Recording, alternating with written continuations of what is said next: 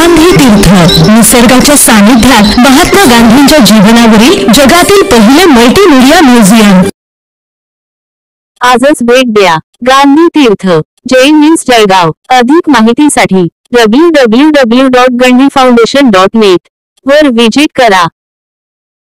खबरों के लिए यूं ही देखते रहिए। इस वीडियो के पसंद आने पर लाइक, शेयर और सब्सक्राइब करना ना भूलें।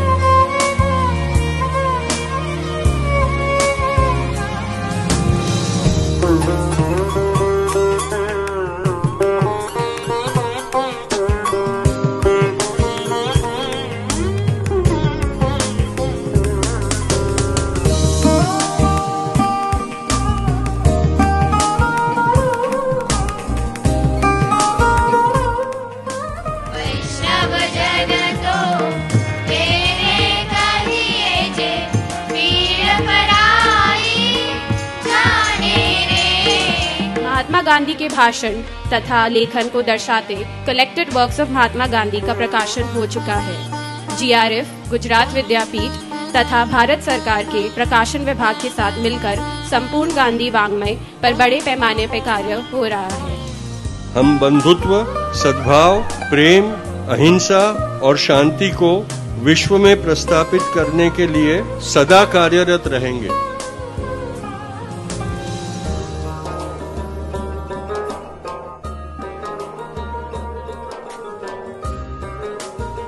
खानदेश में गांधी जी आए, यहाँ रमे, यहाँ के अनेक लोगों से उनका व्यक्तिगत संपर्क हुआ।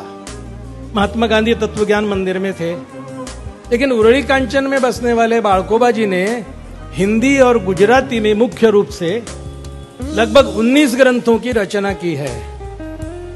और पहली बार ऐसा हुआ है कि महाराष्ट्र राज्य साहित्य संस्कृति मंडल की ओर से ये लगभग 3000 पृष्ठों का विराट ऐसे 4 खंडों में समाप्य होने वाला बाळकोबा जी का ग्रंथ लेखन है।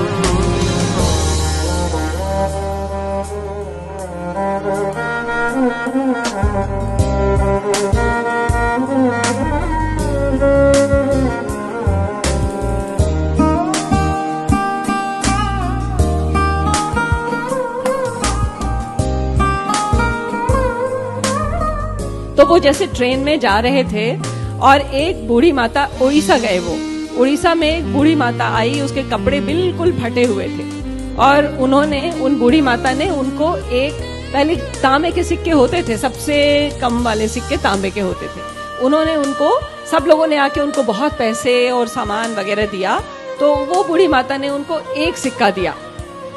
ठीक है, वो एक सिक्का बाद में जब उनके खजांची लोग रहते थे जो हिसाब लिखते थे बापू के साथ में, वो हिसाब लिखने लगे तो उन्होंने कहा कि वो सिक्का दे दो बापू, वो उसमें जोड़ लेते हैं इसमें। उन्होंने कहा ये सिक्का मैं तुमको नहीं दूंगा, ये मेरे पास हमेशा रहेगा। और उस सिक्के को उन्होंने रखा क्योंकि उन्होंने कहा कि बहुत से सेठों ने उनके पास की करोड़ों की संपत्ति में से मुझे कुछ लाख रुपए दे दिए, मगर ये माता ने उसके पास की सर्व संपत्ति, मात्र वो एक सिक्का था, वो सर्व संपत्ति उसने मुझे दे दी। इसलिए ये उसकी संपूर्ण संपत्ति है, इसको मैं कहीं खर्च नहीं करूंगा और ये मेरे पास हमेशा रहेगा, इसको खर्च नहीं करूंगा। तो उन्होंने उसका इतना महत्व माना।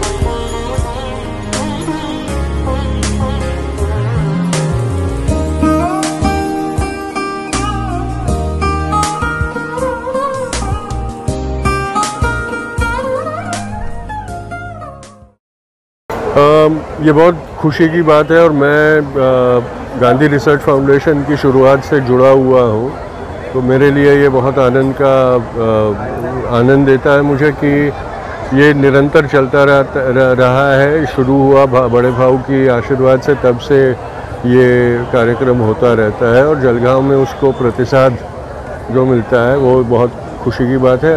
अभी हम ऐसे वक्त में जी रहे हैं जहाँ हमारे जो महान नेता हैं सारे, उनकी सारों के संदेशों को हमने एक बार फिर याद करना, स्मरण करना और उसका ग्रहण करने की बहुत आवश्यकता है। इसलिए आज एक दोहरी खुशी है कि लाल बहादुर शास्त्री जी की भी जयंती हम मना रहे हैं और बापू की भी जयंती हम मना रहे हैं, और इसीलिए जलगांव में जो ये सद्भावना शांति यात्रा निकली है उसका महत्व बहुत बढ़ जाता है, क्योंकि शास्त्री जी की प्रतिमा से शुरुआत करके बापू की प्रतिमा पर उसका अंत होता है। तो ये एक संदेश अपने आप में जाता है देश को कि सारे बड़े जो नेता है, जो प्रमुख नेता है, वो उतने ही महत्वपूर्ण हैं और हमारे आदर्श उतने ही हैं।